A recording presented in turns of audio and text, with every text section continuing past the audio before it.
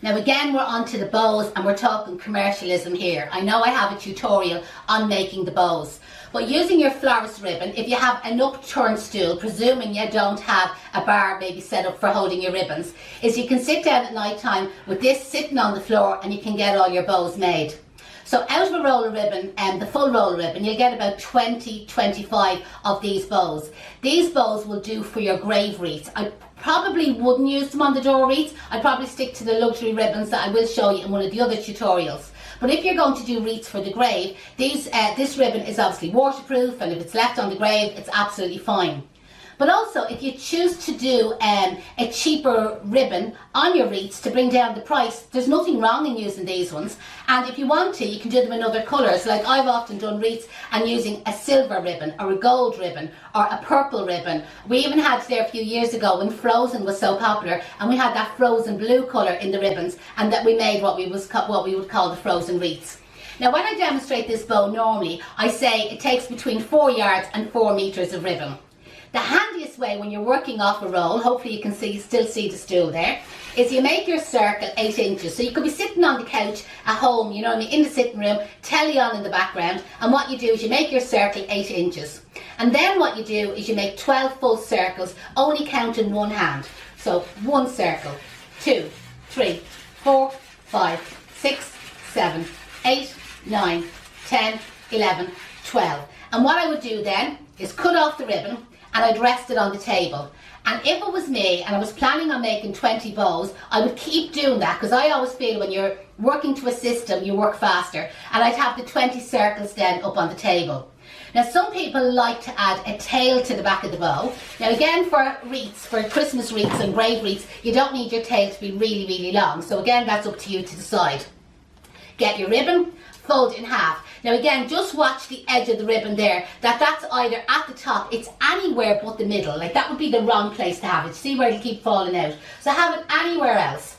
Fold your ribbon over in half. With your scissors, get your scissors and cut out the sharpest V as possible.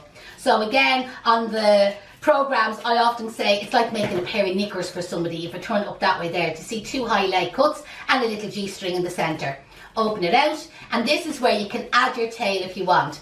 Add your thick tail to the back, tear off a thin string and tie this around the centre and make your double knot. And tie the knot as tight as possible. Now these bows will also do for your hand-tied bouquets. So if you're planning on doing hand-tied bouquets for Christmas as well, probably delivery the day before Christmas Eve or actually on Christmas Eve, you could have lots of these made as well. You could have all these ribbons curled if that's what you're into. I prefer to keep my ribbons straight. And then when you're opening the bow, now don't open the bow till nearer the time, because when the bow is opened it'll get squashed, where you can store all these in a box and it'll be perfect. But when it does come to the time, it's twisted to me, twisted to you, twisted to me, twisted to you. And keep pulling the loops every second one, and don't pull it too hard like I did there because it snaps. And then turn it upside down, and you'll probably find the opposite side will snap out as well. So inside loop, twisted to me, inside loop, twisted to you, inside loop, twisted to me, inside loop, twisted to you, and so on until they're all pulled out. And then when your wreaths are made, you can use them 2 little strings there to tie it to the top of your bow. And then these are one of your tails then, which can be fancied off afterwards. But I'm going to show you another technique of making the bow, which I find kind of faster or easier. So again, using my stool, I'll make my 1 circle 8 inches, okay? I'm going to make my 12 full circles. So the best thing to do is only count 1 hand. Now sometimes I often say to the classes, make 12 full circles and 1 for good luck.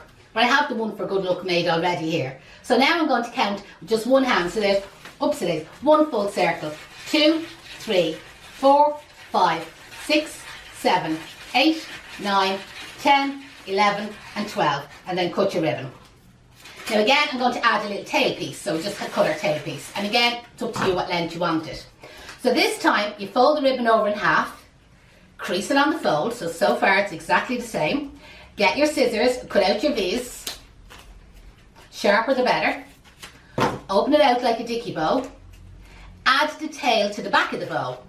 Now this is where it's going to be a little bit different. You know, normally at this stage I tear off the thin piece and I tie it around the centre. Well, what I'm going to do is with one of the long 20 gauge wires, so the same wires that I showed you when I was wiring the pine cone, I'm going to wrap the wire around the centre. So you can see the way I just cut it there, and I'm just going to fold it over in half.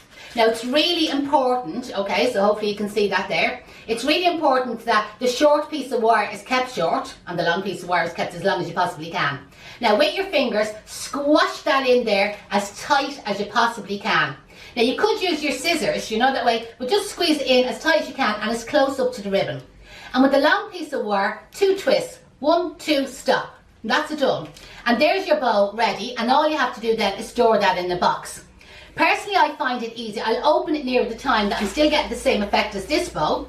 But when I go to insert it into the wreath, I find it so much easier and less finicky and not needing as many fingers, basically, is that I can stick that down to a wreath, catch the wire up underneath, as I'll show you in the tutorials, and that's the bow attached.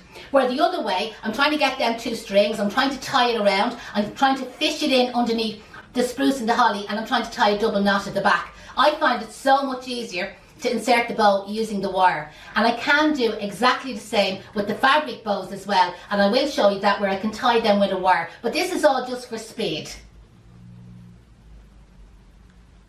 So there's our bow opened out with our tails fancied off, and there's the wire ready to insert into your door wreath or your grave wreath. Now the reason why I say don't open open the bows in advance, what'll happen then is it gets squashed and it gets dusty, and you see the way they don't last as long. So keep the bow closed until near the time when you actually need them. Well, for our door wreaths, I much prefer to use the luxury ribbons. Now, I have a fantastic selection here at the school, and we bought all these selections from UK Floral Supplies, obviously in the UK. Again, there's lots of different varieties of them, and you can have a look through them and choose which ones you prefer. Now what I would advise you to do is get in and make your sample bow. So work off your roller ribbon, so depending on what fabric you're going to use yourself, right? And make a bow first in your hand, but still have it attached onto the roller ribbon. And decide like how big or how small you want to make the bow. So in other words, I want the tail longer there, so now I'm going to give myself a little bit extra. So measure out your bow. There we go, so roughly gather in. So I'm happy with that tail, so I'm going to get about that amount of tail on the opposite side, and now I'm going to cut it. Now, probably in the kit that we sent out to you, I had the piece measured out already. But what I want you to do yourself is measure, make the bow like I did there, you know, like kind of roughly, measure the length of ribbon, and then give it to the kids or the other half and tell them then to cut them all the same length. There's no point in me saying to you what length I've cut this one, because it all depends on the width of the ribbon, you know, the way that you're using. So you need to make one up yourself. So then what you can do, and do all this in advance because this all saves time, is get both ends of the ribbon and fold them over in half. And remember that 45-degree cut, you know, to get that little V up into it. And again, that's going to save you time. And again, you could teach the kids or the other half how to do this. Make sure you have a sharp scissors for cutting your V's. So then also you can get the bow made in advance. And I know in one of the other tutorials I show you making the bow, tying it with a string, but commercially it's better to use the wires. So again, we got a ribbon, we kind of like wrap it around the neck as such. To get your 2 tails exactly the same length, the length you want. You're holding the bow in the front and you're holding it at the back of the neck. You're bringing the back of the neck in level here, and with your 2 thumbs, so pink nail varnish on today, so with your 2 thumbs then, it's squash, gather, pleat, squash, you see, all the way across. And it's really important that you do them little gathers rather than just squashing it in together. And using the long 20 gauge wire, I'm going to catch the wire around the centre, again that long piece of wire and the short piece of wire. So I'm just going to hold this up just so that you can see it there, see the long piece and the short piece. And as close to the fabric, and don't worry about creasing the fabric, it's fine, as close to the fabric as possible, squash them 2 pieces of wire in together. And then grab the long one and wrap it around the short one twice. 1, 2, stop. Don't keep going, there's absolutely no need. And then you can go back, you can chuck down the 2 tails then, to kind of get them coming down south. You can put your fingers or your hands, depending on the width of your ribbon, in between your loops there, to see to puff them out. Now what will happen is when you store them in your box, they're going to get squashed. But when you put it back on the wreath again, you can put your hands in between them, because there's a little wire edge on the edge of that ribbon and it helps to hold it. So again, when I go to insert them bows onto my door wreath, the wire will go through in 2 seconds, the wire will bend up underneath, and that's my bow secured on in literally seconds.